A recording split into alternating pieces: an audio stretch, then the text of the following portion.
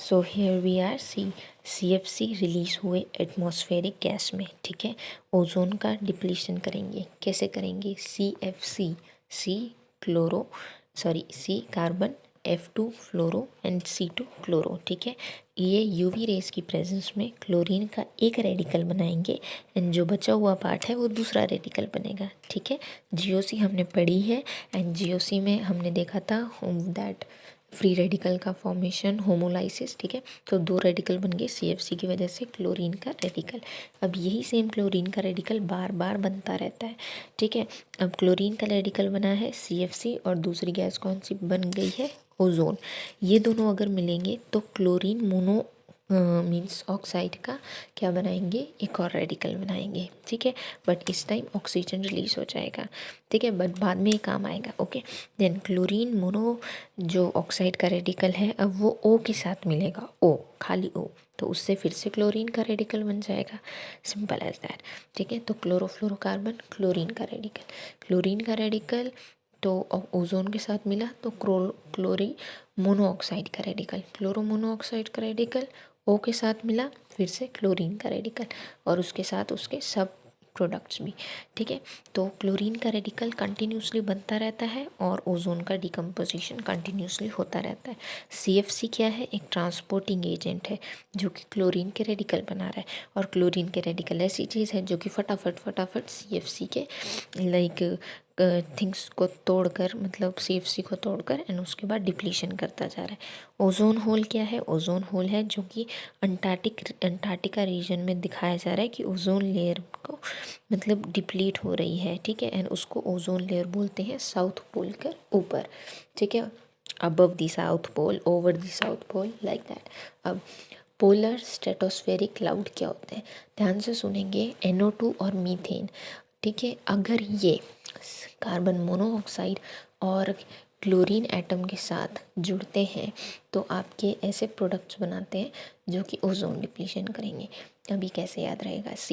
हमारे पास सिंपल चीज़ें हैं, ये 3 अगर हमें रिएक्शन याद होगा कि ओजोन डिप्लीशन में क्लोरीन रेडिकल कैसे बनता है, तो उसमें 2 रेडिकल्स हैं जो मेजरली काम कर रहे हैं, क्लोरीन का रेडिकल और क्लोरीन मोनोऑक्साइड का रेडिकल, ठीक है। अब आपने क्लोरीन छोटा दिख रहा है as compare to mono oxide का रेडिकल, क्लोरीन को मीथेन के साथ आपने जोड़ना है, क्लोरीन मोनोऑक्साइड के रेडिकल को NO2 के साथ जोड़ना है, ठीक है। तो मीथेन नाइट्रिक ऑक्साइड बड़ा वर्ड है, ClO बड़ा रेडिकल दिख रहा है, ठीक है। Cl रेडिकल छोटा वर्ड है, मीथेन छोटा वर्ड दिख रहा है, ठीक है। मीथेन ही देखना है, कार्बन डाइऑक्साइड CH4 मत देखो फॉर अ मोमेंट, ठीक है।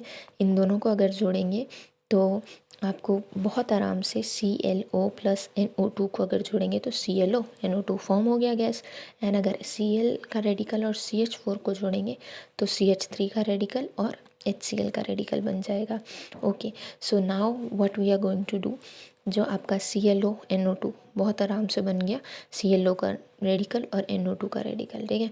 इसको दोनों के साथ, वाटर के साथ और HCl के साथ जोड़ना है।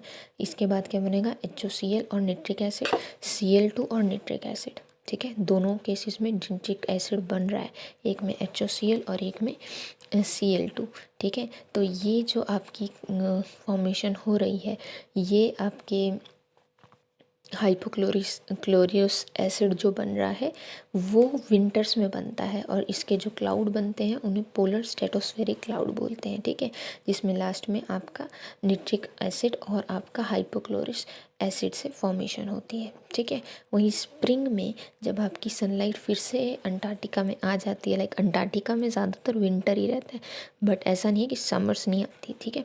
तो स्प्रिंग सीजन में जब सनलाइट फिर से एंटर होती है अंटार्कटिका में तो जो HOCl बना है और Cl2 बना है बिसाइड निट्रिक एसिड, तो वो आपका टूटता है एंड अगेन क्लोरीन का फ्री रेडिकल बनता है, OH का फ्री रेडिकल एंड Cl का फ्री रेडिकल, एंड देन ये अगेन चेन रिएक्शन शुरू हो जाता है। Cl रेडिकल यहाँ पे भी बना जो CF2Cl से भी बनेगा, जो पिछले हमने 3 रिएक्शन पढ़े, ठीक है।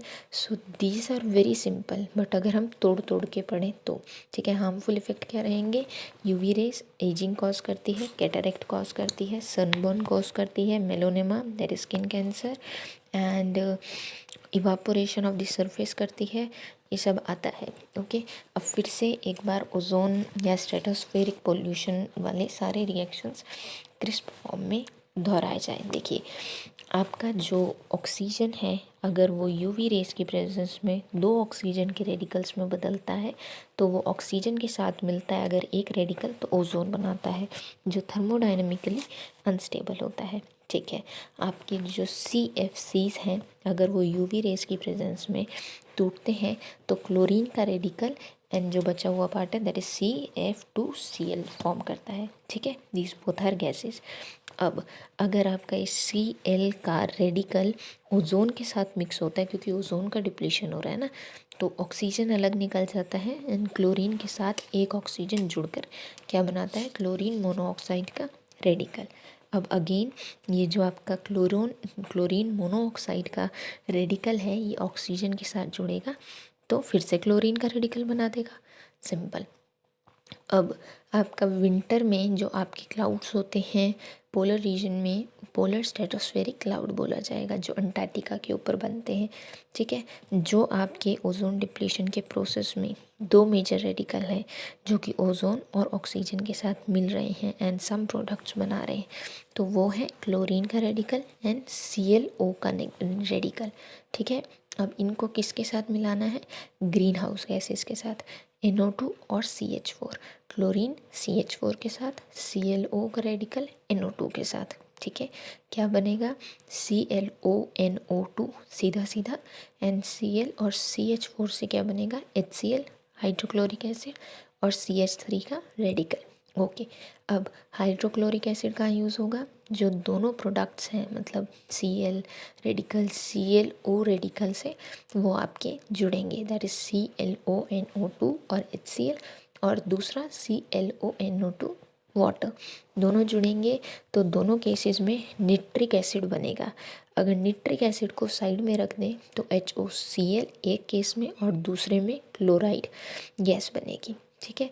अब स्प्रिंग सीज़न आया, HOCl जो अंटार्कटिका के ऊपर क्लाउड्स में फॉर्म होके घूम रहा है, तो उसके ऊपर क्या पड़ेगी? सनलाइट, तो वो 2 रेडिकल बना देगा OH और Cl, अगेन Cl फॉर्म हो गया रेडिकल, फिर से ओजोन डिप्लीशन का कार्रवाई शुरू कर देगा, जो 3 हमारे रिएक्शंस थे, ठीक है। एंड दूसरा आपका Cl2, वो भी Cl के 2 रेडिकल बनाएगा, देयरफॉर Cl का रेडिकल है जो कि बार बार डिप्लीशन ऑफ ओजोन को लीड कर रहा है, एंड इसको फॉर्म करने के लिए हमारे पास खूब सारे एजेंट्स हैं, ठीक है।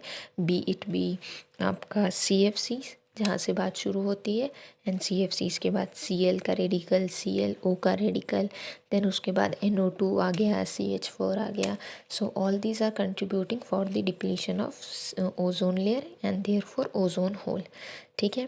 हार्मफुल इफेक्ट हमें पता ही है, ठीक है। तो पॉइंट क्या है कि अगर आपकी किस्मत अच्छी है, यस वी कैन से किस्मत अच्छी है, और आपके पास 11th स्टैंडर्ड में ये 3 नंबर का क्वेश्चन आ जाता है, 5 का आ जाता है, और आपको ये याद है रिएक्शंस, तो आप सारे लिखोगे, 3 नंबर पक्के हैं, ठीक है। अगर क्वेश्चन ऐसे आता है कि सारे लिखने, वहीं कम्पिटिटिव एग्ज़ाम्स में आपके पास आता है लाइक इनमें से कौन सा रिएक्शन सही है, या इस पर्टिकुलर रिएक्शन में रिएक्टेंट में क्या होगा, प्रोडक्ट में क्या होगा, which of the following should be match the following type आएगा, लाइक दीज ऑल, ठीक है। तो ये चीज़ें दिमाग में रखनी है, और वो कब रखी जाएंगी? अगर एक बार समझ आ जाएगा तो, ठीक है। हमें सीक्वेंस लाइक मैथ सॉल्व नहीं कर रहे हैं, पर थोड़ा थोड़ा पता होना चाहिए कि स्टेप्स क्या है, ठीक है। डन।